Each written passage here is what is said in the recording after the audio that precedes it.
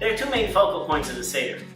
Aside from all the wonderful mitzvahs that we have at the Seder, such as the Kiddush, such as the Matzah, such as the Maror, all these other things, the two main focal points that we have at the Seder are what's known as Magid, which is telling over the story, our experience of Exodus in Egypt, the slavery and the experience of Exodus itself. That's really the focal point of what the Seder is all about. Everything about the 10 plagues, everything about the drinking and all the other stuff. It's great, it's necessary, but really the crux of that at all is really about our experience that we had as from slaves into that of a free people now serving God. That's one thing that we have to focus on at the Seder. The second thing we have to focus on at the Seder is a key line that we say in the Haggadah itself, in this wonderful book created centuries and centuries ago.